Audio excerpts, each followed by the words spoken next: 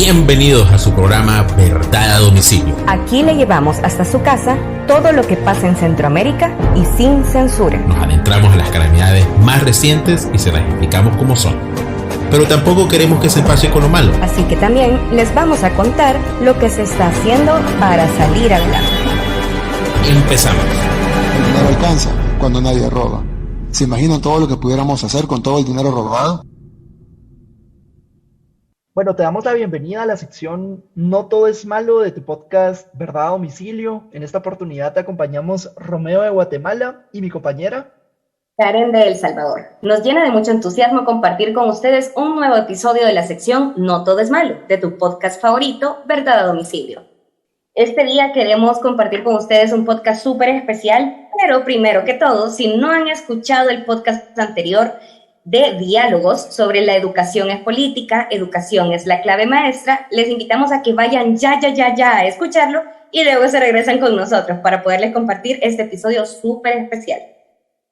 Así es, así que pues el podcast anterior estuvo muy bueno, estuvieron participando pues personas a las que admiramos mucho, Yara, Vilma, y pues desde aquí les mandamos un gran saludo, igual a pues a todos nuestros compañeros y compañeras de Verdad a Domicilio. Estamos creciendo con este podcast, tratando la manera siempre pues de llevar la verdad pues hasta donde se encuentren de Centroamérica pues para el mundo. Y como decía Karen, pues hoy vamos a estar conversando sobre un tema bien importante que es la educación y por qué es política. La educación es política para Verdad a Domicilio y hoy les vamos a contar por qué, desde una perspectiva de No Todo es Malo.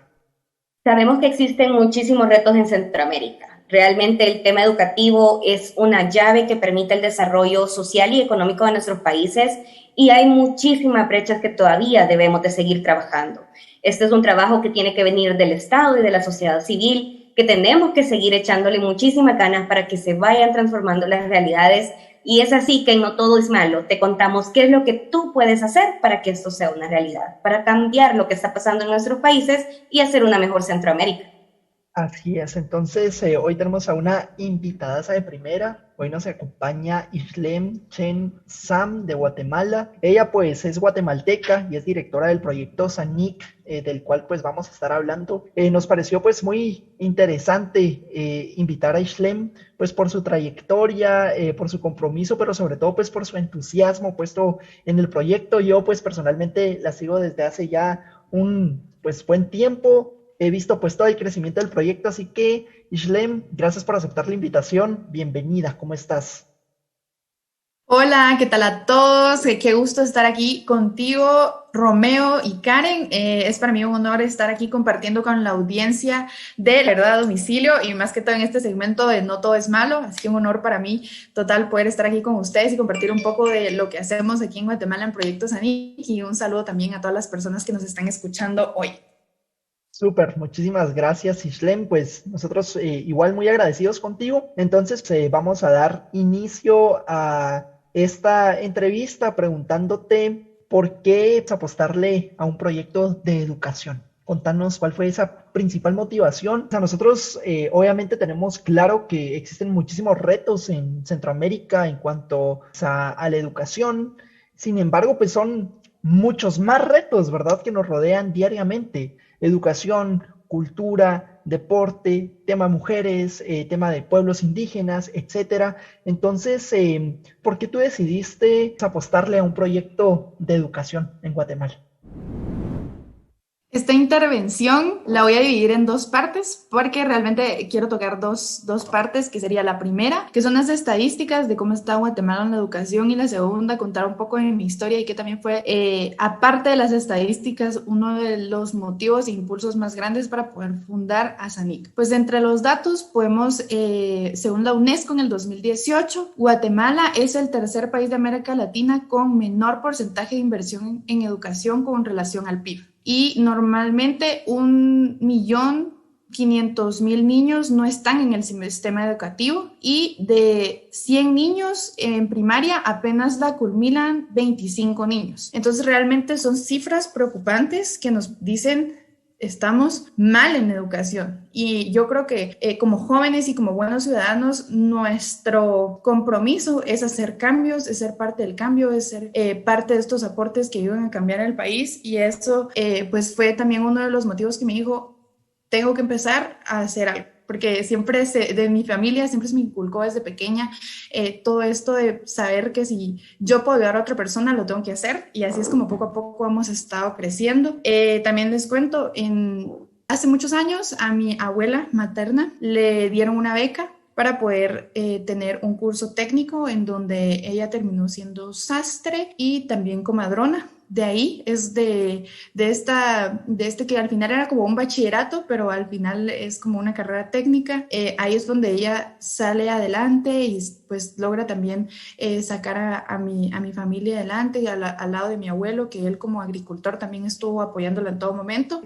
Mi abuelo solo estudió hasta tercero primaria porque en el lugar donde yo soy originaria, soy de Cantel, Quetzaltenango.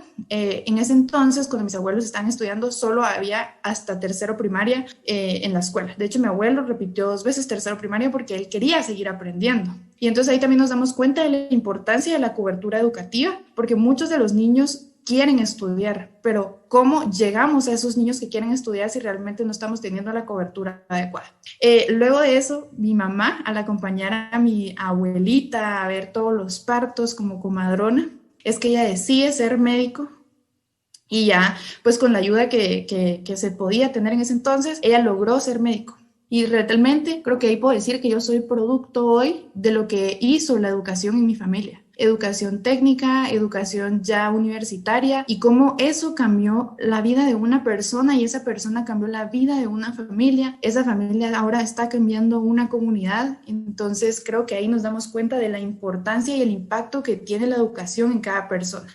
Ahora también voy a mencionar, del lado de mi familia paterna, mi abuela no sabe leer ni escribir, más sin embargo, ella, porque no tuvo la oportunidad de estudiar, no lo es, pero ella es una gran comerciante, y yo le voy a decir empresaria en este podcast porque realmente ustedes le dan una operación matemática y ya se las hace en segunditos. Entonces ahí nos damos cuenta de cómo también hubieran podido potencializar su inteligencia con la oportunidad de poder estudiar. Y mi abuelo llegó hasta básico, porque también era hasta lo que tenía en ese entonces Rabinal Baja Verapaz, que mi papá es de Rabinal Baja Verapaz, en la cobertura educativa. Entonces también nos damos cuenta, como les mencionaba hace un rato, que no es solo garantizar cobertura, también necesitamos calidad educativa y más oportunidades. Así es como nace entonces en mí el decir, ok, ahora estoy en un punto en el que estoy avanzando, también sigo estudiando, pero más que necesitar, tengo la oportunidad de poder ayudar a otras personas en este momento.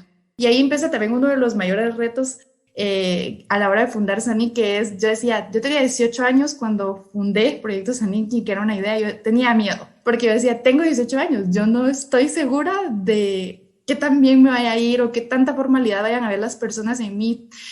Yo incluso pensaba, yo era mi propia barrera, porque decía, bueno, voy a fundar un proyecto social cuando tenga X o Y, cuando tenga el trabajo de mis sueños, cuando tenga más tiempo, cuando sea más grande. Y incluso en mí me costó romper esa barrera de poder decir, bueno, ya voy a lograrlo y voy a hacerlo. Al terminar esta barrera, que fue un poco difícil, lo logramos fundar, y creo que también poco a poco hemos estado creciendo, y creo que también es un mensaje que le podemos dejar a los jóvenes que nos están escuchando hoy, que realmente la edad no es una limitante para empezar a hacer el cambio. Podemos empezar con cosas pequeñas, y poco a poco se van haciendo más grandes conforme las personas se van uniendo, van creyendo en nuestra idea, poco a poco vamos impactando más vidas. Súper, gracias por compartirnos tu experiencia. Realmente me llamó mucho la atención que comenzaras a contar cómo a través del tiempo en tu familia también se ha venido impactando tu vida por medio de la educación que ha venido en diferentes espacios. Justamente en mi caso particular, pues también mi abuela, por parte de papá, ella no sabía ni leer ni escribir, tenía un comedor, y aún así ella sabía llevar en un libro las cuentas de las personas que llegaban a comer ahí. Y ella le enseñaba letras a mi papá y cosas que quizás ella ni siquiera sabía o no entendía del todo bien, pero impulsó a mi papá a estudiar, y con dificultades económicas. Él empezó a estudiar a los 10 años, su primer grado. Entonces ya estaba desfasado. Incluso él solo se fue a inscribir porque mi abuela en ese momento acababa de dar a luz a su hermanito. Entonces, como realmente estas son cosas que han pasado hace 60, 66 años y siguen siendo tan vigentes los problemas que tenemos a nivel de Centroamérica. Por ejemplo, podemos ver, como tú bien decías, no solo es el acceso, que posiblemente eso ha mejorado de alguna manera, pero ¿qué tipo de educación estamos recibiendo? ¿Es una educación que realmente transforma? ¿Es una educación que nos construye como seres humanos, además de aprender cálculos básicos y algunas letras? ¿O realmente es una educación que nos lleva hacia un pensamiento más crítico? Tanto como lo que tú comentabas en Guatemala, también en El Salvador, en Nicaragua, estamos enfrentando realmente grandes retos y sobre todo también durante la época de pandemia, que la educación virtual vino a ser un obstáculo realmente para muchos jóvenes. Mucha deserción escolar relacionada al poco acceso a la tecnología, al internet y muchos retos más que podemos enfrentarnos. ¿Cuáles consideras tú desde esa perspectiva y algunos datos que ya nos compartías? ¿Cuáles son los principales retos que se encuentran en Centroamérica? ¿Qué es lo que tú has visto que tú dices, a esto le tenemos que apostar ahora o nunca? Yo creo que realmente le tenemos que apostar a la tecnología. La tecnología es algo que ahora con la pandemia nos hemos dado cuenta que realmente va a estar aquí, la necesitamos y ahora no va a parar. O sea, este es el comienzo y tenemos que empezar a acoplarnos y creo que por eso también tenemos que poner como prioridad, más que todo esto es un mensaje también para los gobernantes, que la prioridad debe ser tener tecnología en las escuelas, en los centros de salud, en los puestos de salud. Creo que al final la salud y la educación son pilares muy importantes que necesitan tener esta cobertura. En el caso de Guatemala, te hablo un poco de Guatemala porque es donde tengo un poco más de conocimiento. Creo que podríamos estar implementando ya desde el Ejecutivo, el Ministerio de Telecomunicaciones y el Congreso, una mesa técnica para poder ver cómo podemos hacer que tengamos acceso a Internet en las escuelas públicas, que podamos gestionar tecnología, computadoras, aulas virtuales. Y creo que tal vez esto puede sonar como utopía, podríamos decirlo. ¿Cuándo va a pasar esto? Tenemos otros problemas, no podemos resolver todos al mismo tiempo. Pero yo creo que realmente si no nos damos cuenta y no empezamos a hacer el cambio desde hoy, nunca vamos a lograr llegar a esta utopía. Entonces, aunque nos pongamos la vara alta, yo creo que empezar desde lo poco y lograr cambios, creo que ahí ya vamos avanzando y vamos haciendo también que para las futuras generaciones esto no sea tan complicado, porque como tú lo mencionabas, cosas que pasaron hace 60 años siguen pasando hoy. Entonces, eso es algo muy preocupante y también algo que olvidé mencionar, que también porque fundé Proyecto Sanín, es yo estudié en una escuela pública toda mi primaria, hasta sexto primaria, y también me di cuenta de la diferencia de calidad educativa a la hora de pasar a un colegio privado y venir del sector oficial. Entonces ahí también es donde le apostamos y decidimos también no solo involucrar la educación, sino también la educación de calidad, que es el pilar más importante también, para crear profesionales de bien y también profesionales capacitados de la mejor manera. Así es, muchas gracias, Ishlem. Yo pues concuerdo totalmente. Al final pues vivimos en una realidad de educación totalmente retrógrada, se podría decir, a mi punto de vista, en donde la innovación tiene que empezar, por supuesto, desde las bases, ¿verdad? O sea, desde la actualización del CNB, desde la actualización de las metodologías para impartir pedagógicamente los cursos y demás. Y desde la base, pues me quiero expresar que desde, o sea, el primer grado, pues, ¿verdad? Que uno cursa, desde una escuela pequeña hasta la educación superior, que vemos de que hay mucho retraso, pues, en lo que debería de ser una educación de calidad.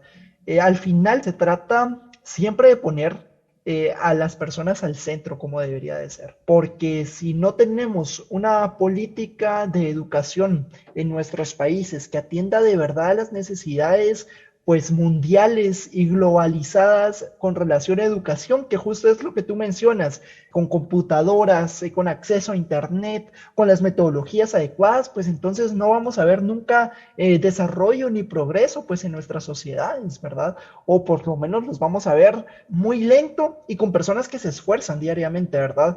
Como tú, como Karin, que con mucho esfuerzo han logrado ser las grandes profesionales que son ahora. Y es por eso, Ishlem, que te pregunto, nosotros en verdad, Domicilio, pues asumimos de que la educación es un tema político, que hay que verlo como tal. ¿Tú compartes que la educación es política al final de cuentas? ¿Qué piensas al respecto? Creo que sí, y creo que el argumento que tengo del por qué es un sí, es que al final tenemos funcionarios públicos que posiblemente en este momento no tengan como prioridad la educación, y hemos comprobado a lo largo del tiempo, creo que con la pequeña historia de mi familia y con la pequeña historia que nos pudo contar Karen en este tiempo que hemos estado compartiendo, que la educación cambia vidas y es el pilar más importante para poder cambiar una sociedad, una nación y traer desarrollo. Trae desarrollo económico, trae desarrollo social, y atrás de la educación vienen muchas cosas. Entonces yo creo que al final ese es el pilar más importante al que nuestras políticas públicas, al que nuestros gobernantes en el plan de gobierno que tengan durante los años que estén, sea su prioridad la educación. Y ahí es donde vamos a empezar a ver cambios significativos para que el sistema cambie, para tener una mejor calidad educativa, mayor cobertura, más maestros capacitados, porque al final también necesitamos maestros capacitados y actualizados para que esta educación sea, como habíamos dicho, del siglo XXI, que sea del año 2021 y no sea la misma educación que recibieron posiblemente nuestros abuelos. Totalmente de acuerdo. Realmente este es un trabajo que debe de verse, una transformación que debe de verse desde el enfoque político, y el político que implica tanto los estados como también la sociedad. Y estamos en un momento en el que ya no podemos seguir esperando. Hemos pasado miles de siglos, porque ya esto ya ni siquiera se trata de años, miles de siglos bajo una forma de ver y entender la educación que no está realmente contribuyendo a la transformación. Si seguimos por ese camino, quizás vamos a continuar con mucho subdesarrollo en nuestra región, vamos a continuar con personas que están con unas grandes brechas en la calidad de vida, y como tú bien lo decías, al final la educación es el pilar y lo podemos ver como ese efecto mariposa. Si se comienzan a crear políticas públicas que estén enfocadas a una educación de calidad, que favorezca el pensamiento crítico, vamos a poder ver una real transformación en nuestras sociedades, y que no sean políticas que te queden en papel, porque si nosotros revisamos la currícula de nuestros países son perfectas y hablan de competencias, hablan de calidad, hablan de esa forma que deben de ser los equipos docentes, de esa forma en la que las aulas se deben de realizar, pero realmente no está pasando en la realidad. Entonces tenemos realmente también como sociedad un reto a exigir que la calidad que esperamos realmente llegue hacia otro nivel. Y qué bonito encontrar esas historias como la tuya, que están transformando estos grandes retos. Y me encantaría entonces también que nos pudieras compartir cuál ha sido la historia que a ti más te ha marcado. Esa historia que de verdad tú has dicho, qué bonito, esto me motiva a seguir desde Proyecto Semilla. Aquí voy a tomar también otro atajo, digamos, vamos a hablar de dos situaciones y les cuento por qué. Vamos a hablar de la situación que nos sucedió en la escuela y también vamos a hablar de otra situación que nos sucedió ahora en la virtualidad. Pero para eso les comento qué es lo que nosotros hacemos en Proyecto Zen. Tenemos 3 pilares de trabajo. Nuestro primer pilar de trabajo con el que iniciamos en octubre del 2019 es reforzar las clases de ciencia, lectura y matemáticas, específicamente en las escuelas públicas, porque estos son las 3 clases en las que hemos visto que tienen menor desempeño los estudiantes y menor conocimiento. Normalmente solo llegan a cumplir el 33% de conocimiento mínimo de cada clase en las evaluaciones que se hacen cada año. Entonces realmente nos damos cuenta que es preocupante y ahí es donde decidimos nosotros empezar a trabajar desde primaria, porque realmente si un niño no tiene las bases y no tiene la pasión y no mira la matemática, la lectura o la ciencia como algo diferente y algo a lo que le puede interesar, obviamente no va a estar forzándose también en básicos o incluso si no tiene la base. Podríamos dejar un ejemplo muy sencillo como puede ser multiplicar y dividir. No le podemos poner a hacer ecuaciones diferenciales después porque realmente se le va a complicar mucho más. No quiero decir que sea imposible, pero queremos facilitar este proceso. Ahí teníamos 72 estudiantes y entre quinto y sexto primaria y ahí fue donde conocimos a un niño con los voluntarios que realmente se le miraban las ganas de querer aprender enormes. Él era un niño muy activo, participó para el gobierno escolar, vimos su discurso y él decía, si me eligen de presidente para el gobierno escolar, yo voy a trabajar porque tengamos una tienda en la escuela, porque en la tienda no había una tienda ni nada, entonces era muy complicado a la hora de los recreos. Vamos a trabajar por una escuela ecológica porque su partido se llamaba Verde y entonces estaba preocupado por el medio ambiente, entonces iban a reciclar en la escuela y es un niño que tiene 11 años y él tenía toda una planificación para una escuela. Entonces ahí nos damos cuenta cómo desde niños se fomenta el deseo de querer seguir apoyando a llevar desarrollo. Y también él participó pues en esto del gobierno escolar y luego hicimos un proyecto de vida en nuestro currículum de lectura y ahí él dijo, yo quiero ser abogado por Guatemala porque quiero una Guatemala justa. Estoy segura que Emanuel va a llegar a ser abogado, actualmente está en primero básico y creo que fue una de las historias que les puedo decir que me llenó de mucha alegría, porque me llenó de alegría de decir, este país sigue con mucha esperanza y realmente necesitamos generar oportunidades dignas para estos niños que vienen con el deseo de hacer cambios y que realmente están preparados para todo y tienen unas ideas magníficas que se los juro que si nosotros somos esos mismos docentes, esos mismos padres o esos facilitadores que los impulsan a seguir adelante. Yo estoy segura que aquí, no solo en Guatemala, sino en Latinoamérica, hay muchos niños con esos sueños que lo pueden lograr si nosotros somos ese empuje que tenemos. Luego está nuestro segundo pilar de trabajo, que fue cuando vino la pandemia y al no poder llegar a las escuelas a ver a los niños por el tema de bioseguridad y también que muchas personas no cuentan con acceso a internet, acceso a un teléfono inteligente, algunos solo tienen estos teléfonos que son para llamadas o no cuentan, solo se recargan, digamos, y no tienen como internet de fijo para poder estarse conectando 2 o 3 horas en una sesión de Zoom o de Meet, entonces se complicó bastante y ahí fue donde decidimos empezar a trabajar con otro pilar importante en la educación que son los docentes y ahí hemos logrado capacitar a más de 300 docentes de diferentes partes del país de Guatemala y se han capacitado en temas tecnológicos, pedagógicos, psicológicos y administrativos. Y aquí es donde viene también la segunda historia que yo creo que al final nosotros iniciamos y en los primeros talleres entraban entre 15 a 20 docentes. Y justo el lunes fue el día más feliz para mí porque creo que fue un gran logro, no solo para Proyectos ENIC, sino un gran logro para seguir formando y a más docentes, es que a nuestro taller de lunes entraron 100 docentes. Y ahí es donde también al nosotros solo lanzar las convocatorias y no obligamos a nadie, no les decimos como tienen que entrar, sino ahí nos damos cuenta que los mismos docentes están dispuestos a querer capacitarse, a querer actualizarse y realmente también hemos recibido comentarios donde nos dicen, nos gustaría un taller de esto también, nos gustaría un taller de esto otro, nos gustaría volver a tener un taller complementario de este tema. Y eso también ha sido de las historias, pues al final más conmovedoras y como también docentes de diferentes departamentos cada vez se unen, a veces nos dicen saludos desde Quetzaltenango, saludos desde Izabal, saludos desde Retauleu. Para las personas que son de Guatemala creo que pues medio conocen estos departamentos y para las que no son de diferentes departamentos y ahí nos damos cuenta de cómo también la tecnología nos une y nos hace llegar a diferentes lugares del país y a cambiar más vidas. Y nuestro tercer pilar de trabajo que es gestionar apoyo tecnológico y con ella hemos logrado ayudar con 6 tablets a 6 estudiantes de básico y bachillerato del departamento de Zacatepeques en Guatemala que estudiaban en INEP, en telesecundaria y en el Instituto por Cooperativa.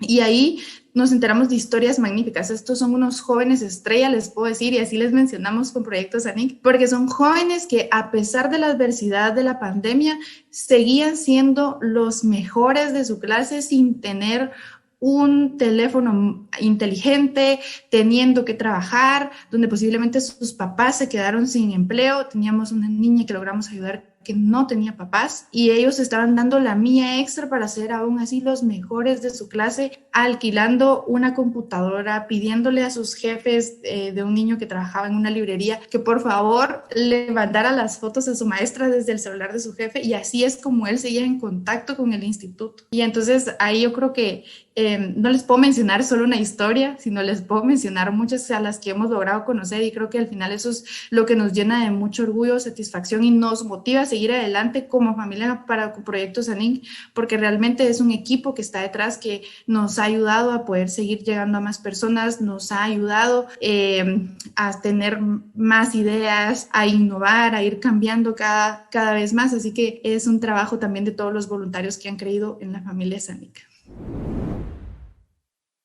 Excelente, Ishlem. Nada, felicitarte por esos grandes logros Y pues justo cumple el objetivo, el segmento, o sea, darnos cuenta de que no todo es malo, que hay maestros interesados pues en seguirse formando para dar de mejor forma sus cursos, ¿verdad? Con temas actualizados y demás, que hay por otro lado pues estudiantes con la motivación, pero principalmente con el deseo de seguir soñando, que es lo que nos hace falta mucho, ¿verdad? Y comprometidos con seguir adelante, con desarrollarse. Y, por supuesto, ejemplos de proyectos como SANIC, que nos muestran pues ese lado humano y de compromiso para ayudar al sistema educativo, a dar ese granito de arena que estoy seguro que va a impactar en muchas vidas.